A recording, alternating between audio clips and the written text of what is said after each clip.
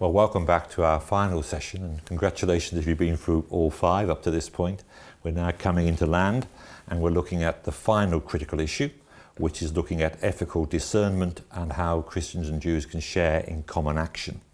So far, just to give a little recap, we looked at the theological frameworks, a difficult history, and a distinctive relationship. And then we looked at these critical issues, beginning with what I suggest is the most pressing issue, the issue around mission evangelism. And then we looked at teaching and preaching. And the previous session looked at the land of Israel, issues around legitimacy and the significance of the land, both theological significance, eschatological significance. And now we're looking at common action. How can Christians and Jews, share together? And the final study seeks to highlight the ethical concerns shared by Christians and Jews, particularly those concerns which are heightened by having an eschatological context, that both Jews and Christians are praying for God's kingdom. And what do we mean by God's kingdom and the hopes we have for the future?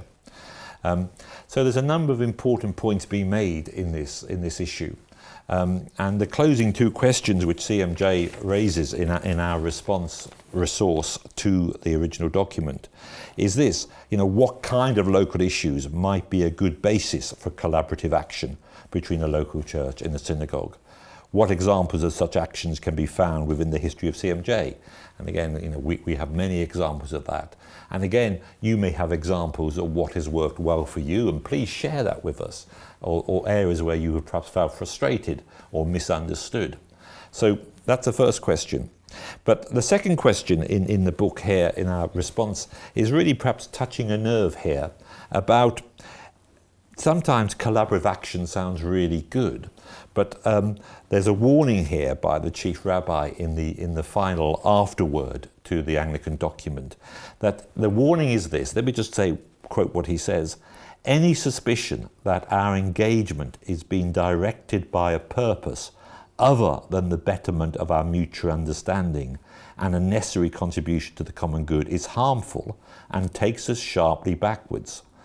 This is quite apart from the more obvious problem," the rabbi says, "the affront to our fundamental right to the integrity of Jewish self-definition." That's from page 104 of the original Anglican report. So in a sense, the question is, what is the motivation for such common action? Is it a genuine desire to work together, or is there a kind of Trojan horse of bringing in an evangelistic attempt and an evangelistic agenda? And obviously, from the rabbi's point of view, the chief rabbi's review, that attempt is inappropriate. And I think in a sense, from the CMJ position, we always want to be transparent.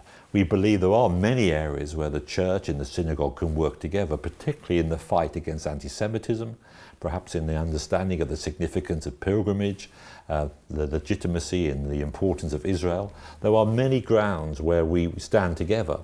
And perhaps as believers in God in a secular society, again, there's much common witness. But we do believe we need to be transparent, and we would never want to hide away or seek to cover up our desire to share the gospel. And if that prevents certain common action taking place, well, then maybe that is a price we have to pay. But I think there is common ground, nevertheless, because of shared ethical values. So in CMJ, we're always seeking to build bridges and to identify and dismantle the barriers between Christians and Jews. But we do that with an unapologetic evangelistic agenda. And again, I think that's where the report would question the legitimacy of CMJ's position. So there's a lot of important issues in this report. And again, just a number of books on sort of common social ethics.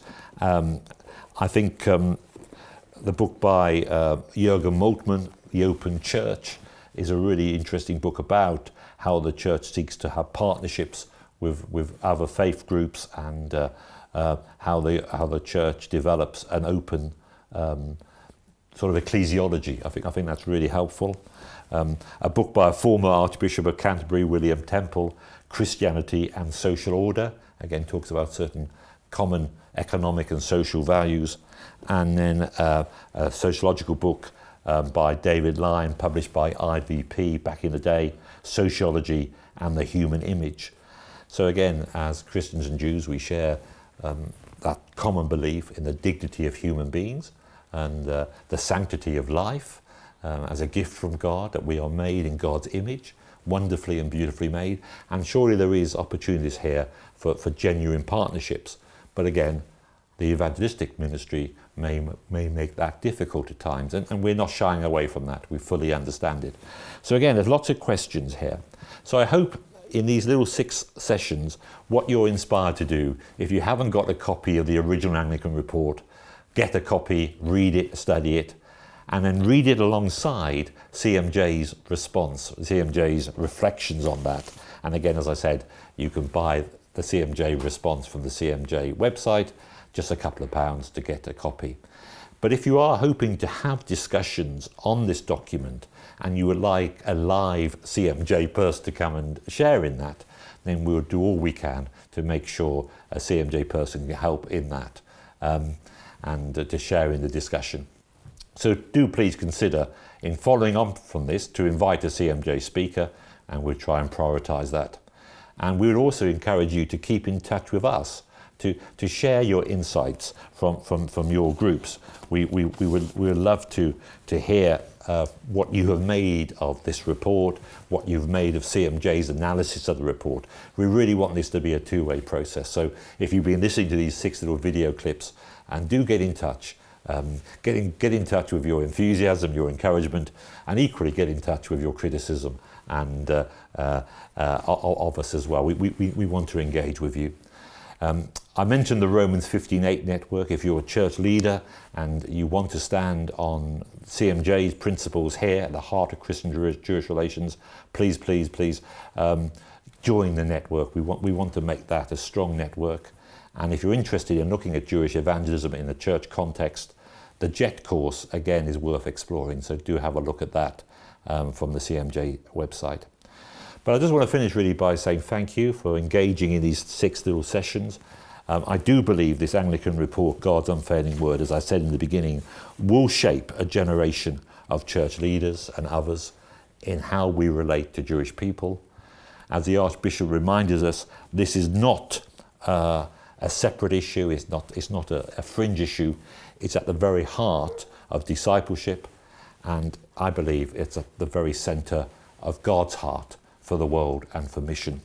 So I just want to finish by a quotation from Romans 1:16. Throughout the report, Romans 9-11 has been mentioned as being critical, but also Romans 1:16 says something very important, which is the heart, I believe, of a Christian response to Jewish people. And this is what Paul says: "For I'm not ashamed of the good news. It is the power of God for the salvation of everyone who trusts, to the Jew first, and also to the Greek." You could also say perhaps especially to the Jew and equally to the Gentile. Thanks for listening. I hope some of this has been useful. I suggest we now go and get a drink and have a lie down and then go back and do some more work on these documents. Thanks for listening, and I hope you'll be in touch. God bless.